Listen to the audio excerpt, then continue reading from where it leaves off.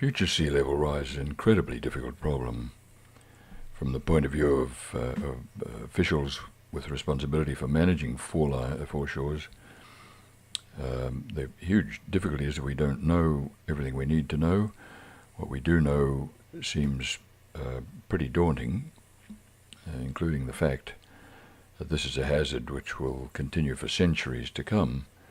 It's one thing to plan for foreseeable storms at a certain frequency. It's quite another to dream up ways of managing something that isn't going to stop for many, many generations in the future. And so that's what confronts administrators and municipalities all over the world. And from the point of view of owners of coastal assets, it's every bit as fiendish.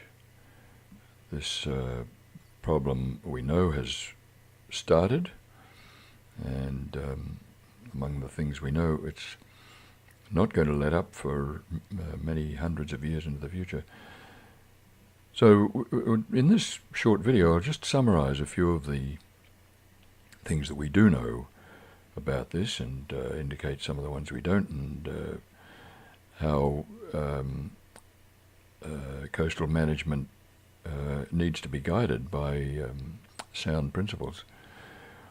Well, here's what we know about the temperature. It's been rising for about 100 years. It's gone up nearly 3/4 of a degree or a little bit more. The sea has also risen. This, for example, is a land-based tide gauge in New York Harbour at Battery Point, and that's typical of recordings from all over the world. And we know that there's a necessary relation between temperature and sea level. The blue point on the left here is at the last glacial maximum. That's the coldest time in Earth history we know of in recent times. And on the top right is Earth's condition in the ice-free state in the Eocene 40 million years ago. And in between any point where the temperature is known can be given an approximate sea level. That's the trend there. And we know that without a greenhouse effect, Earth would be about the temperature of freezer. With the effect, it's about 32 degrees warmer than that. We know that if you augment the greenhouse effect by adding radiatively active gases to the atmosphere, then that has exactly the same effect as adding a blanket. So the surface temperature rises, and the thermal energy has to go somewhere. We know it doesn't stay in the atmosphere. In fact, it goes into the ocean. 93% of it, thereabouts, it goes into the ocean because of the ocean's enormous heat capacity. It doesn't stay there because it's spread around through the enormous volume of the ocean, and because of the way ocean currents move, it's probably going to be centuries before the heat that's already been added will be distributed to all the structures on Earth capable of absorbing and releasing it. We know about the future in basically three ways. There are any number of trends in the climate system underway already, and studying those carefully gives us a pretty good idea of where certain things are going to go, including sea level. Study of the past of Earth's climate is equally important because that's really the only way to answer the questions how a real-world system behaves under conditions that we'd want to know about. And finally, these two can be augmented by using supercomputers and performing simulation experiments. So here's the 20th century sea level record. This is compiled from tide gauges all over the world by John Church and his colleague in the CSIRO. At the top right there, you see the modern record of satellite altimeters, which produce very, very precise data. The trend for the whole century is on that dotted line there. It's about 2 millimetres annually for the whole 100 years, and the current rate of 3.4 millimetres a year is there. So you can see it's appreciably quicker. This is the sort of thing that satellites can tell us. This is a picture of the Pacific Ocean during the strong El Nino in 97, 98, and the eastern Pacific occupied in the equatorial zone by an elevated warm tongue of water and a correspondingly cool depressed one on the west.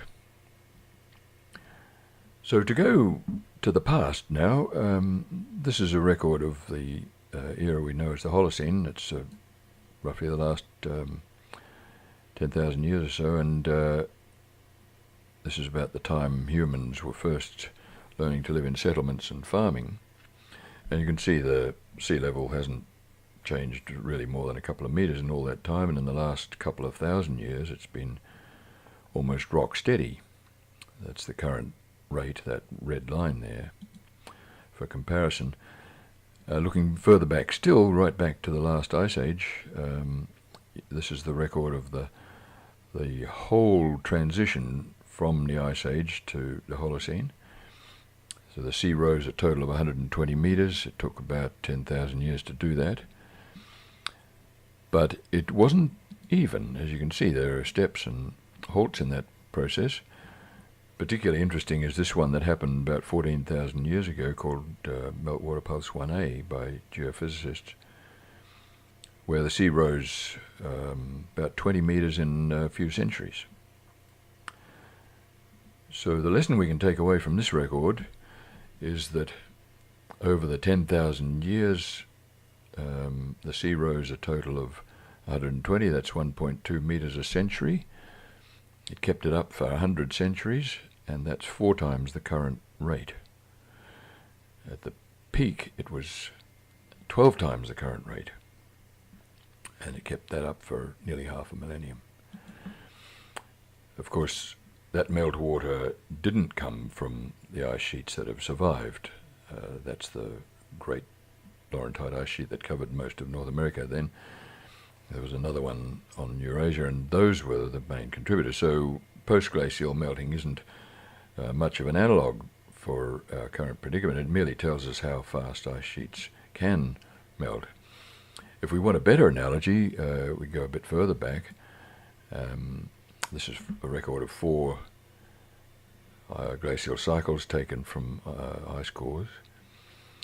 And the last interglacial before this one, called the Eemian, at its peak was about a degree warmer than it is now. And we know that the sea rose between 6 and 9 metres. Most students think it's probably had a peak of about 9 metres there at 122,000 years back. And interestingly, there was a peak sea level rise rate of 2.5 metres per century there at about 123,000 years ago or so.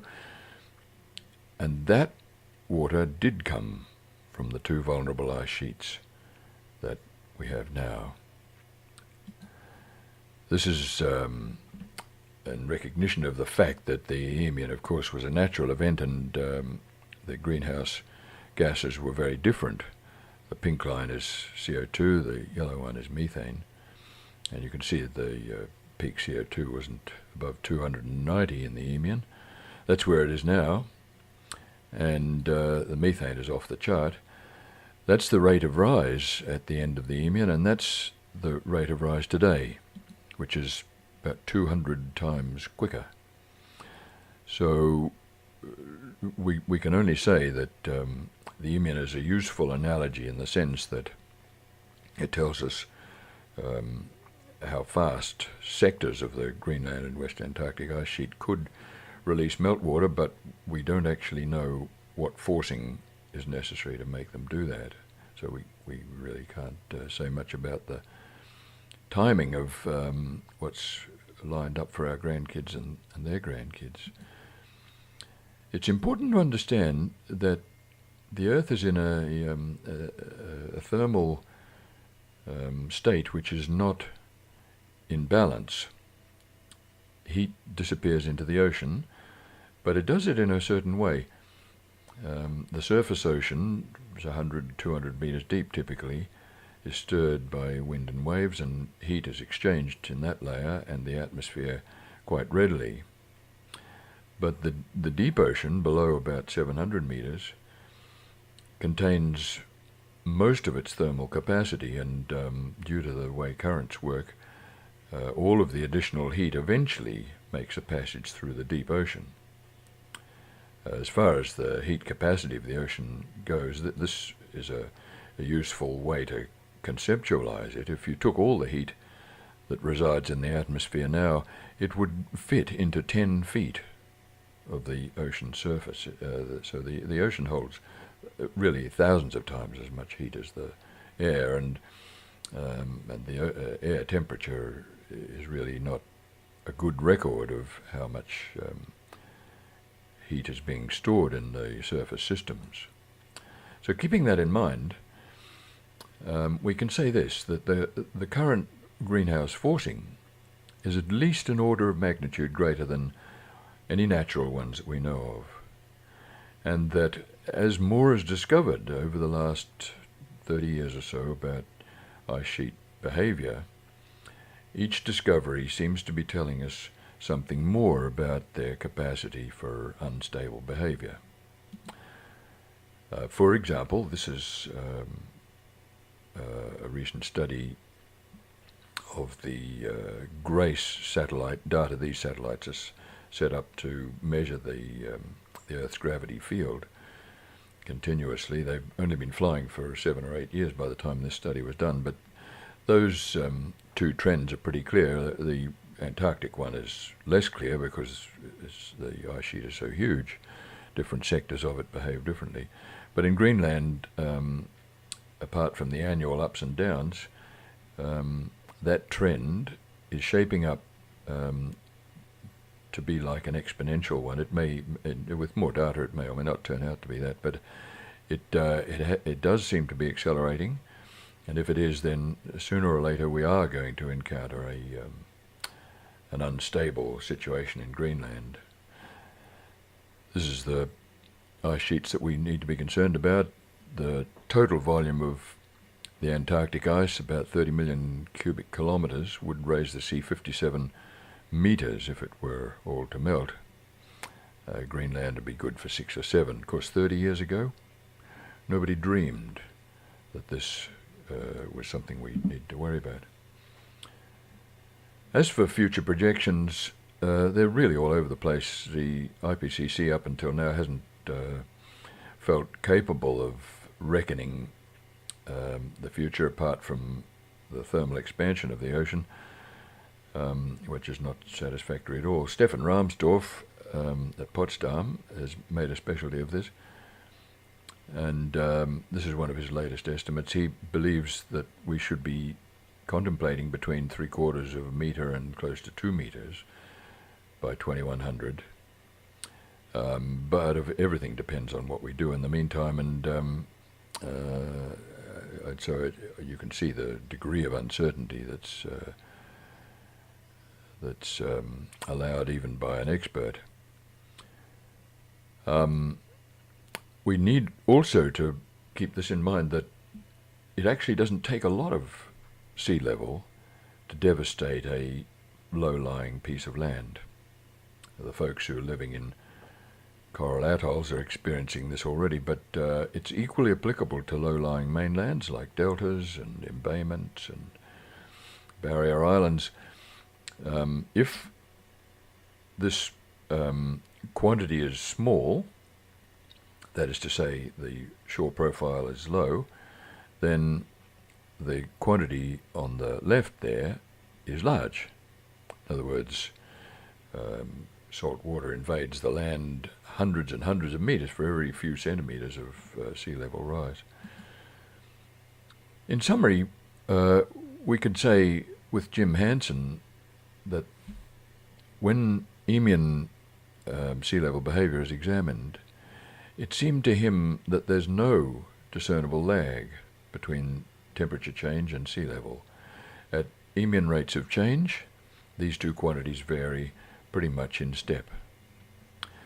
Second, ice sheet disintegration, once it gets underway, will certainly be irreversible, so we don't really want to trigger off some catastrophic process in those big lumps of ice.